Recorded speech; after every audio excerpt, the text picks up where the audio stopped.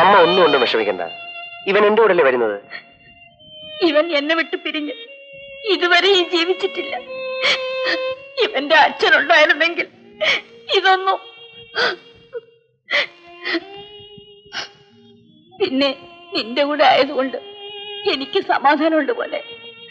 ഞാൻ പോട്ടെ അമ്മേ. പോയിട്ട് വരാമെന്ന് പറ പോലെ. പോയിട്ട് വരാം.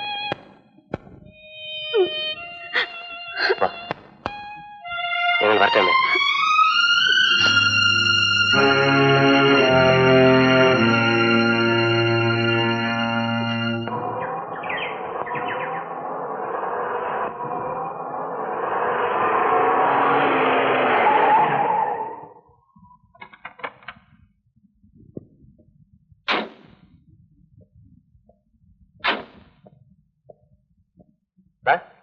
ഇത് അമ്പലവും പള്ളിയൊന്നും അല്ല തൊട്ട് നമസ്കരിക്കാൻ. ചെരുപ്പല്ലായിട്ട് കയറിക്കോ. വാ.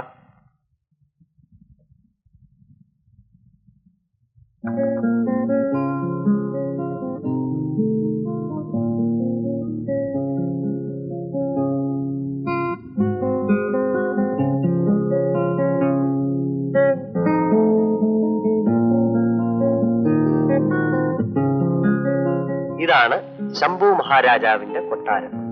നീ വാ.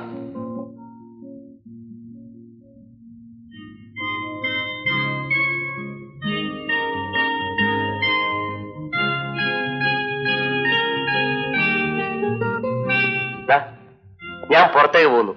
തിരിച്ചു വരാൻ അല്പം വൈകും. നീ ഭക്ഷണം കഴിച്ച് നേരത്തെ കിടന്നു. നീ എവിടേക്കാ? അല്പം ബിസിനസ് ഉണ്ട്. രാത്രിയിലോ? നിന്റെ ഗ്രാമത്തിൽ നിനക്ക് ദിവസം തുടങ്ങുന്ന പകലാണ്. ഇവിടെ നഗരത്തിൽ എനിക്ക് ദിവസം തുടങ്ങുന്ന രാത്രിയിലാണ്. നിന്റെ ഉപമ എനിക്ക് മനസ്സിലാവുന്നില്ല.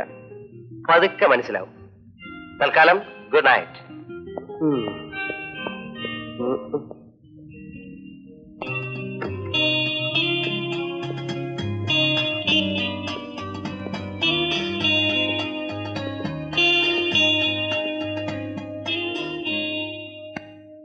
നീ ഊണ് കഴിച്ചില്ലേ?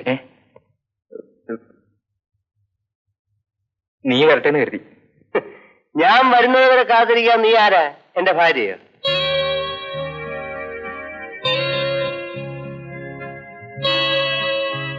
ഇതാരാ? ശാന്തി. നിങ്ങളോട് ചോദിച്ചില്ല? ഇതാണ് സ്ത്രീ. ആദത്തിന്റെ അവ, ആന്റണിയുടെ ക്ലിയോപാട്ര, ശംഭുവിന്റെ ശാന്തി. നീ കുടിച്ചിട്ടുണ്ടോ? അതെന്റെ ഈ സ്റ്റൈല് കണ്ടറിഞ്ഞൂടെ? നാറിയിട്ട് വയ്യ, മൂക്കറ്റം കയറ്റിയിട്ടുണ്ട്. നാടേ നാറിക്കിടക്ക, പിന്നല്ലേ കള്ള്. നിന്നോട് ഇപ്പോഴൊന്നും പറഞ്ഞിട്ട് കാര്യമില്ല, പോടാ. Good night. വാ.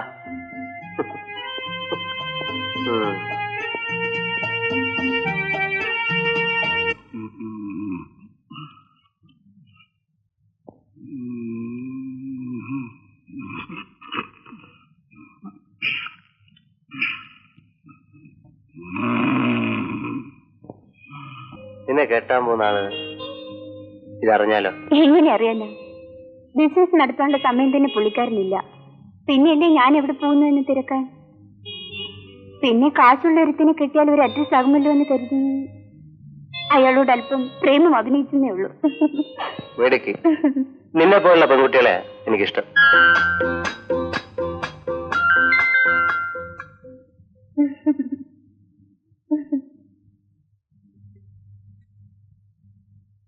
വൈകിട്ട് കാണാം.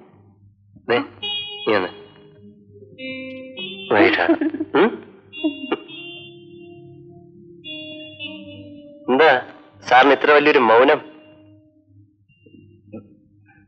നീ ഇത്രയ്ക്ക് തരം താഴ്ന്ന ഒരു ആഭാസനാണെന്ന് ഞാൻ കരുതിയില്ല. ഗ്രാമത്തിന്റെ നിഷ്കളങ്കതയിൽ ജീവിച്ച നിനക്ക് ഇതൊക്കെ വലിയ തെറ്റായി തോന്നാം. പക്ഷെ ഞാൻ വളർന്നത് നഗരത്തിന്റെ ചെളിക്കുണ്ടിലാണ്. അതുകൊണ്ട് 10 വയസ്സിൽ 1-2 വെള്ളിത്തുട്ടുകളും നിന്റെ കഴുത്തിലെ മാലയും കൊണ്ട് നാടുവിട്ട ഞാൻ ഇന്ന് ഈ നിലയിലെത്തിയത് എന്തെല്ലാം കഷ്ടപ്പാടുകൾ അനുഭവിച്ചാണെന്ന് നിനക്കറിയാമോ? എന്തിന്? പ്രതികാരം ചെയ്യാൻ. എന്നിട്ട് എന്റെ ശത്രുവിന്റെ ഒരു തുള്ളി കണ്ണുനീരിൽ എന്റെ നെഞ്ചിലെ തീയെല്ലാം നിമിഷം കൊണ്ട് അണഞ്ഞുപോയി. കാരണം ആ നിമിഷം ഞാൻ ആലോചിച്ചു പോയി, അദ്ദേഹം എന്റെ അച്ഛനാണെന്ന്.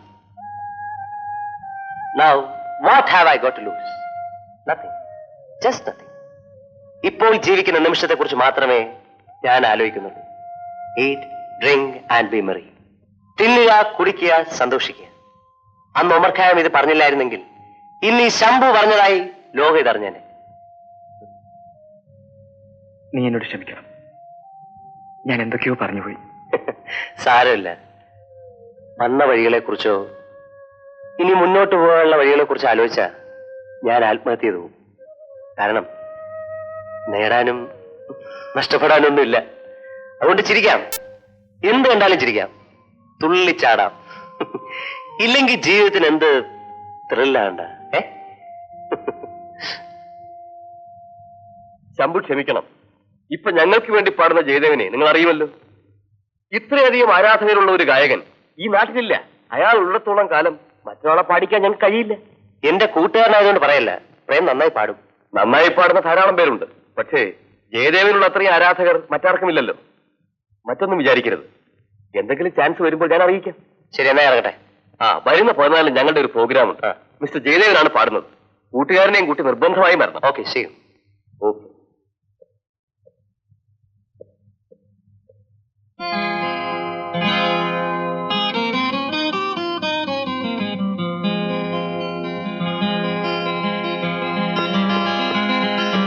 എന്റെ പൊന്നളിയാ, രക്ഷിക്കണം.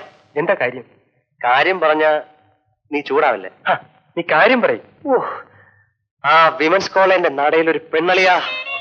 പെണ്ണെന്ന് വെച്ചാ ഓറഞ്ചിന്റെ അല്ലി പോലത്തെ ചെവികൾ, കണ്ണുകളിൽ മുന്തിരിപ്പഴം, ചുണ്ടുകളിൽ തൊണ്ടിപ്പഴം. ഓ, എനിക്ക് അവളെ ഒന്ന് വളയ്ക്കണം. നിനക്ക് മലക്കറിക്കാരികളെ കിട്ടുള്ളടാ വളയ്ക്കാൻ. മലക്കറി കാര്യമൊന്നുമല്ല, കോളേജിൽ പഠിക്കുന്ന പെണ്ണ്. ഞാൻ അവളുടെ സൗന്ദര്യം വർണ്ണിച്ചതല്ലേ. എന്നാ പോയി വളയ്ക്കുകയോ ഒടിക്കുകയോ എന്തെങ്കിലും ചെയ്യും. അതിന് ഞാനെന്ത് വേണം? അല്ല, അവളുമായിട്ട് എന്തെങ്കിലും ഒന്ന് പേശണ്ടേ? വേണം. അപ്പോൾ അവൾ തിരിച്ചു വല്ലതും പേശണ്ടേ? ആദ്യം നീ സംസാരിക്കേ. ചുമ്മാ കയറി സംസാരിച്ച ചിലപ്പോ അവളുടെ കൈ എന്റെ കരണക്കുറ്റിക്ക് വരും. പിന്നെന്ത് ചെയ്യും? നീ ആദ്യം അവളുടെ ഡീറ്റെയിൽസ് ഒന്ന് അറിയണം. തല്ല് എനിക്കായിക്കോട്ടെ അല്ലേ? അയ്യോ, തല്ലുകൊള്ളാത്ത വിത്ത് ഒരു വഴിയുണ്ട്. നീ വാ, ഞാൻ പറഞ്ഞുതരാം. താമസം അവള് പോകും. ചോടാ.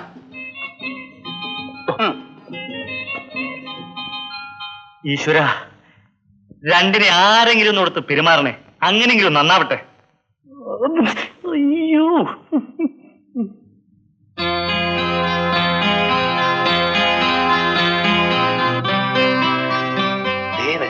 അവളാ പാർട്ടി. ചേടാ, എടാ പോടാ.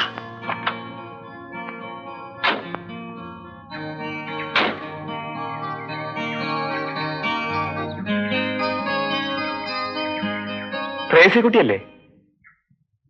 അല്ല, എവിടെയോ കണ്ടു പരിചയമുണ്ട്. പേരോർമ്മയില്ല. ത്രേസിക്കുട്ടിയല്ല, ദേവി. ആ, വാസുവേട്ടന്റെ മകളല്ലേ? അല്ല, അച്ഛന്റെ പേര് രാഘവന. ആ, വീട് കല്ലുപാലത്തിനടുത്തല്ലേ? ഞാൻ ഹോസ്റ്റലിലാ താമസിക്കുന്നത്. പിന്നെ വീട്ടുപേര് മറന്നുപോയി. വട്ടപ്പറമ്പിൽ. അച്ഛൻ ഇപ്പോൾ സിംഗപ്പൂരില. അയ്യോ, ഞാൻ ഉദ്ദേശിച്ച ആളല്ല. എനിക്ക് ആള് തെറ്റിപ്പോയി, ക്ഷമിക്കണം.